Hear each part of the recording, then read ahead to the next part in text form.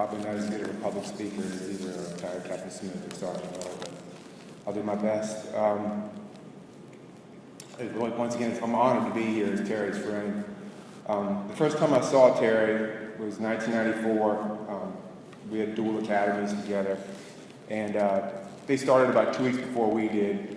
And I remember getting out of the car the third or fourth day, and I saw this guy without patches barking orders to everybody, and I'm like, I'm kind of new, but I'm like, I think this guy's the same thing I am. But he had his academy was in check.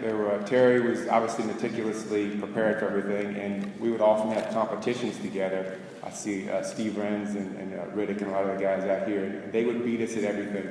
They would steal our flag. Every competition we did, they would pull us into the water in the tug of war. I think they would probably even have beat us at a trivia game of which the questions were based on our lives. We got out of the academy, and you get your assignment, and you're like, oh, I'm going to the 3rd precinct, and you're like, oh, Burr's going there. Oh, gosh, I don't want to have to deal with that guy. The first couple of years, we were on different shifts, and Terry and I were friendly, but I didn't really get to know Terry as well. In the last 14 years, when I came to midnight, we had the same days off, essentially, and we sat next to each other each night in muster, and you get to peel back the layers of Terry. And there were definitely a lot of layers. I like to talk about just regular, normal stuff, but of the things I found out, some of the things that his family didn't even know, that Terry loved Frank Zappa and the Mothers of the Invention. Now, I just never would have pictured Terry ever enjoying music. I just figured he went home and sat and stared at the walls. His own son-in-law is a big Frank Zappa fan, told me last night, and didn't even know Terry liked Frank Zappa. But Terry was quick to say that he didn't like Frank Zappa, he liked him with the Mothers of the Invention. Terry also loved Werner's, which was it's kind of a morph drink between a cream soda and a ginger ale, I guess. And when I would go back to New York a lot, I would bring him back every year a 6-pack or a case, because you couldn't buy it down here. I guess in talking to his other daughter, he never really drank them. He just kind of kept them as trophies around the refrigerator.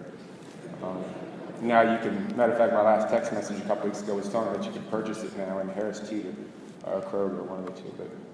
But the midnight text or KDT message where he would ask me to check the gas prices at BJ's because they were 2 cents cheaper than the gas station in front of his house, and he would drive down there. Or when he would ask us to fix his BlackBerry, and we would change his home screen to something inappropriate, and we would kind of leave it like a dirty bomb. We'd all wait in the hallway for him to come back into the room and find it.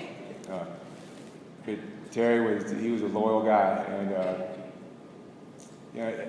just seeing joy in him a lot. Like when Google Earth first came up, and I pulled him aside and put up his childhood home, in Michigan.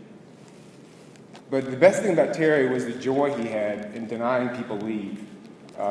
He would come up to you before muster, that little cackle, which I can't do because he was so good at it, and he'd say, I'm going to have to deny so-and-so leave tonight. And you're like, and this 5 minutes later, that same person would walk in, and Terry would act as sincere as if he was having denied himself leave. And he would put on this great performance, and we would just be looking at each other like, but Terry had also the prettiest handwriting, and I enjoyed telling him that he looked like one of the Smothers Brothers. I'm not quite sure which one.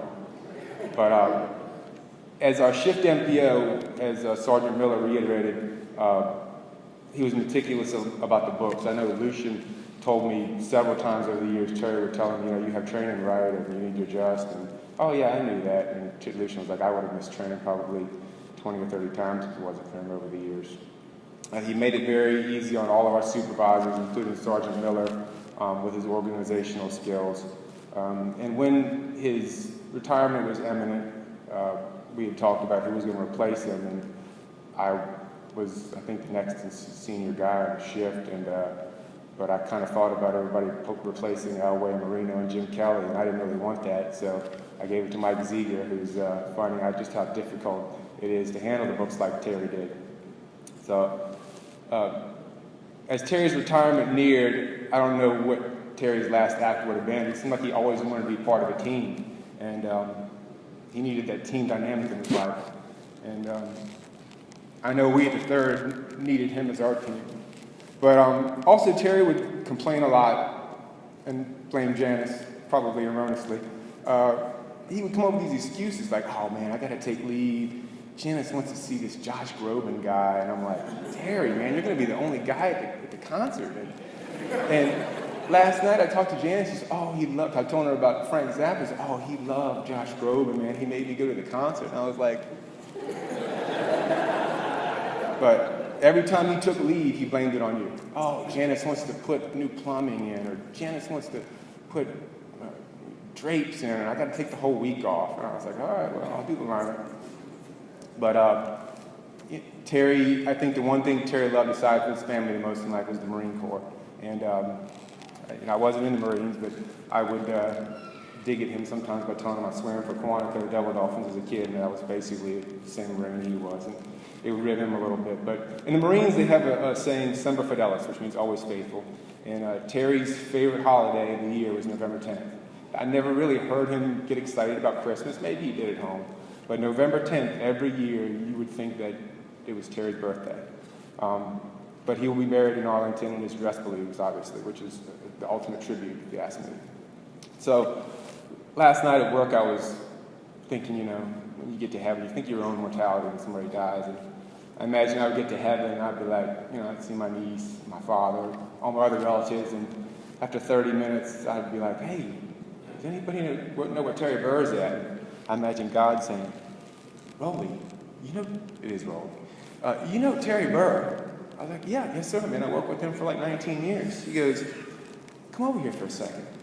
I said, he said, every 4 to 5 months, Terry sends me an email that I have this training, or I have to go to in-service, BSIN, or NCIC, and I was like, well, I try to tell him, I was like, Terry, I'm in control up here. I do all the paperwork. And so do you think you could talk to him? I don't know, I'll talk to him, I'll try.